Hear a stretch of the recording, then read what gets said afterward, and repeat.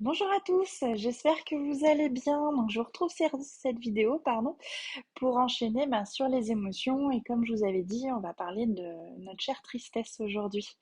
Donc, pour ceux qui ont vu vice-versa, tristesse, on essaie de s'en débarrasser, mais au final, on en a besoin. Elle est importante. C'est une émotion.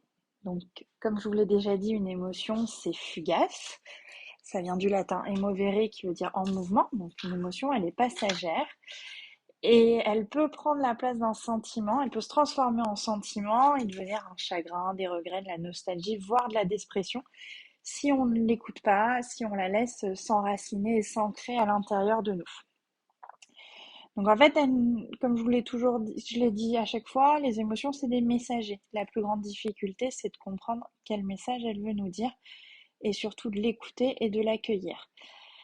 La tristesse, elle vient nous faire partager un traumatisme, une déception, voilà, quelque chose qui vient toucher une blessure souvent qu'on a pu avoir, une blessure d'abandon, une blessure, voilà, il y a plusieurs blessures et elle vient toucher ça. Après, il est très très très important de l'accueillir, cette tristesse, de laisser couler les larmes, le flot. Quand vous avez vos enfants, vous essayez de ne pas leur dire ça sert à rien de pleurer, pourquoi t'es triste.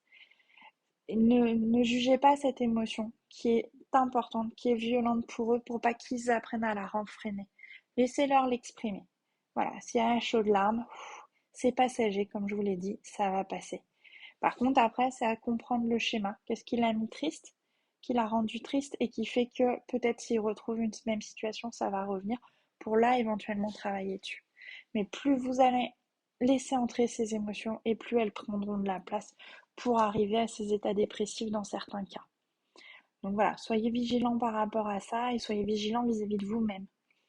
La dépression, la tristesse, son organe en fait, c'est les poumons, la zone des poumons. Donc voilà, il est important, ça peut arriver, certains d'entre vous, ça leur arrive en séance que quand je vais travailler sur ces poumons, il y a un flot de larmes qui arrive et à chaque fois je vous dis pareil, laissez aller, il n'y a pas de souci. Souvent vous vous excusez d'avoir ces larmes, il ne faut absolument pas s'excuser de ressentir une émotion, elle est totalement naturelle et accueillez-la. Ce n'est pas gênant, ce n'est pas grave, n'en ayez pas honte. Vos émotions font partie de la vie, on est là pour les ressentir. Donc voilà, l'émotion, au niveau de votre corps, ça va être vos poumons. Et puis cette tristesse, vous le voyez bien, ça va nous amener vers le bas, tasser tout ça, donc créer aussi des douleurs dans le dos, dans le cou.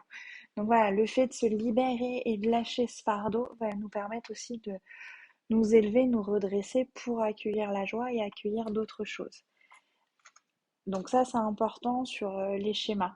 On peut pas toujours on peut libérer physiquement, mais on va souvent revenir là-dedans parce qu'il peut y avoir aussi quelque chose d'émotionnel qui est resté dessous et que si on l'a pas levé, on n'arrivera pas à gagner globalement sur notre ressenti et c'est important. C'est important pour vous de libérer, de laisser aller. C'est une émotion qui est très très désagréable, qu'on a souvent beaucoup de mal à accueillir pleinement et on laisse passer quelques larmes et puis on renvoie. Donc voilà, prenez vraiment ce temps et puis accueillez-les, toutes vos tristesses au fur et à mesure des étapes et de ce que vous avez envie de vivre. Il y a plusieurs outils, donc il y a la visualisation, comme je vous avais dit, par un objet transitionnel, donc que vous symbolisez, qui vous parle. La tristesse, on l'associe au bleu, donc vous pouvez aussi prendre cet objet-là.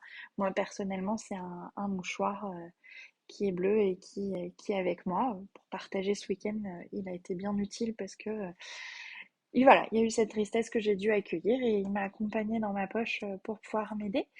Et puis voilà, continuez comme ça, vous avez ça, vous pouvez écrire, vous pouvez...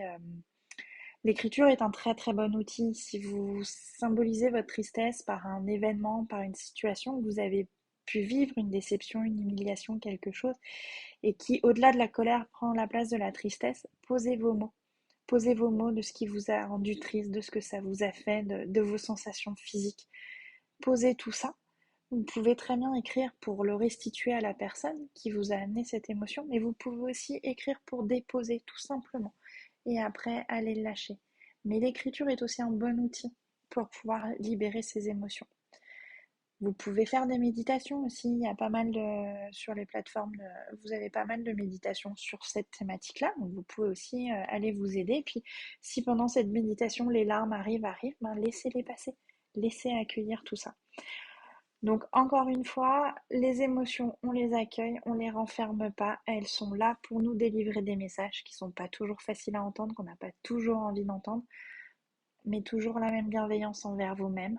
Ne culpabilisez pas, ne vous flagellez pas, prenez ce temps nécessaire pour vous, pour les accueillir, et après vous irez mieux.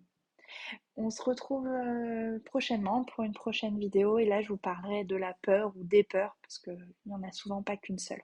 Je vous souhaite une très belle fin de journée. Au revoir.